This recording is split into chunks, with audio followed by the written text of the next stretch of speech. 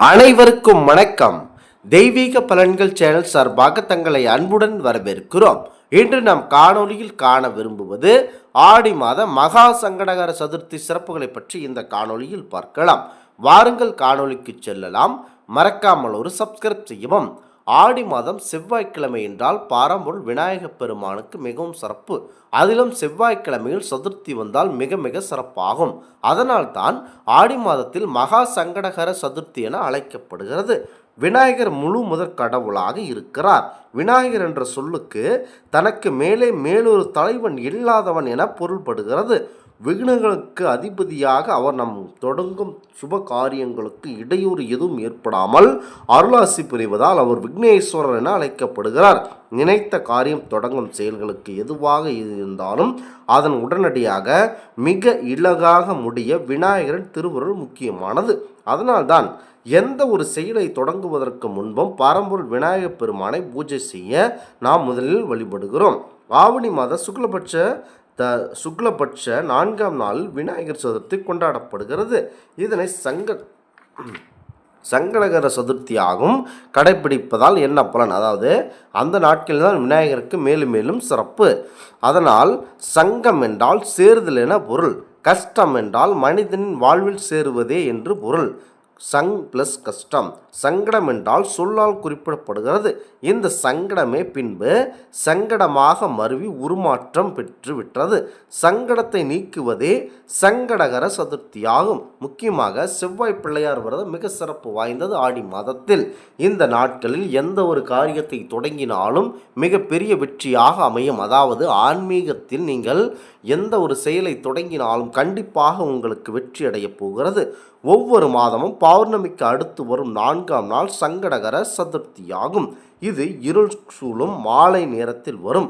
நமக்கு வரும் துன்பங்களை, தடைகளை, கஷ்டங்களை தேய்த்து அழிப்பதற்காக ஏற்பட்ட ஒரு சிறப்பு மிக்க விரதம்தான் சங்கடகர சதுர்த்தி. மனிதருக்கு மட்டுமல்ல, தெய்வங்களுக்கும் தேவர்களுக்கும் கூட கஷ்டங்கள் வந்தபோது அவர்கள் பரம்பொருள் விநாயகப் பெருமானை வணங்கி நலம் பெற்றுள்ளனர் என புராண வரலாறுகள் தெரிவிக்கின்றன. ஒவ்வொரு பண்டிகை விரதத்திற்கும் காரண காரியங்கள் இருக்கின்றன. சங்கடகர சதுர்த்திக்கு பல கதைகள் இருக்கின்றன. முன்பு ஒரு காலத்தில் பரம்பொருள் பிரம்மன் பரம்பொருள் சிவபெருமானை தரிசிக்க திருக்கைலாயத்திற்கு சென்று கொண்டிருந்தார். அப்போது நாரதர் அங்கே ஒரு கனியுடன் வந்திருந்தார். அந்த தெய்வீக கனியை முருகப்பெருமானுக்கு கொடுக்கும்படி பிரம்மதேவன் சிவபெருமானிடம் கூறிக்கொண்டிருந்தார். சிவபெருமான் அந்த பழத்தை பரம்பொருள் முருகப்பெருமானிடம் வழங்கினார். இதை பார்த்த மூத்த பிள்ளையான பரம்பொருள் பிள்ளையார் அவர்களுக்கு எரிச்சல் வந்தது. அவர் பிரம்மதேவனை கோபத்துடன் பார்த்தார். விநாயகரின் கோப பார்வையை பிரம்மன் அஞ்சி நடுங்க செய்தார். தன் தவறை உணர்ந்த பிரம்மன் விநாயகரை நோக்கி, முழு முதற் பெருமாளே, என் பிழையை பொறுத்தருள வேண்டும் என சொல்லி இரு கரம் குவித்து தலை தாழ்த்தி உடம்பை குறுக்கி மன்னிப்பு கேட்டார். இக்காட்சி அங்கு இருந்த சந்திரன் பார்த்தான். முனிவர்கள் கூடியிருந்த சபையில் அடக்கமின்றி ஏளனமாய் சந்திரன் சிரித்தபடியால் பெரியோர் கூடியுள்ள இடத்தில் பிரம்மனை பார்த்து இகழ்ச்சியுடன் சிரித்த சந்திரன் மீது விநாயகரின் கோரப்பார்வை திரும்பியது. அந்த சந்திரன் அவர் பார்த்து, பெரியோர்கள் கூடியுள்ள சபையில் அடக்கமின்றி சிரித்த சந்திரனே, உன் பிரகாசம் உலகில் எங்கும் இல்லாமல் போக கடுவாய் என கூறப்பட்டது. உன் பிரகாசம் யார் கண்களுக்கும் புலப்படாமல் மறைந்து போகட்டும் என சபித்தார் விநாயகப் பெருமாள். அப்போது வானத்தில் சந்திரன் இல்லாமல் போனது. பௌர்ணமி பூஜை, அமாவாசை திதி எதுவும் நடக்கவில்லை.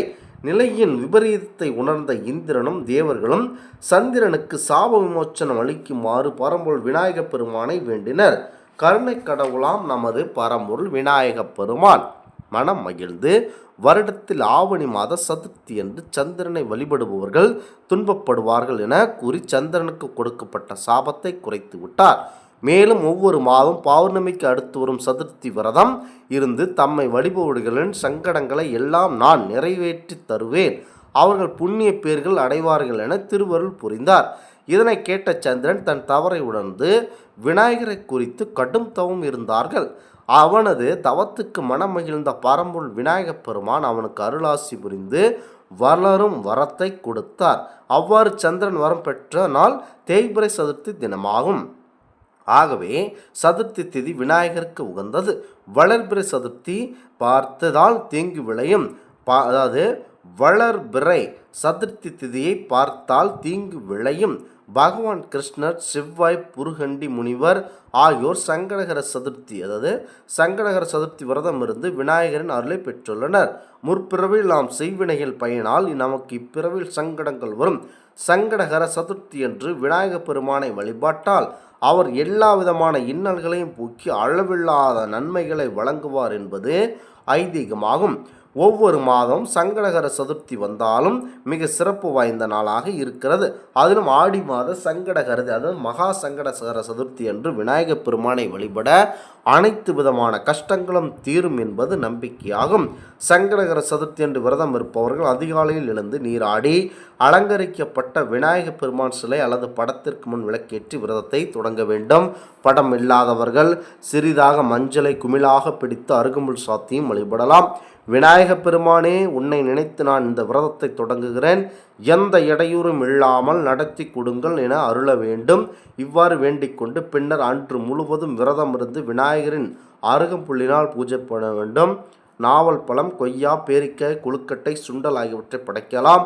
மாலையில் மீண்டும் நீராடி விநாயகப் பெருமானை இரவு சந்திரோதயத்தை பார்த்து வணங்க வேண்டும். விநாயகருக்கு படைத்த பிரசாதங்களை மட்டும் இரவு உணவாக உட்கொள்வது சிறப்பு. அதாவது பூஜை முடிந்த பிறகு முதலில் ஏதேனும் ஒரு பெண் குழந்தைகளுக்கு கொடுத்து விட்டுத்தான் மற்றபடி நீங்கள் அனைவரும் அந்த பிரசாதத்தை எடுத்து உண்ண வேண்டும்.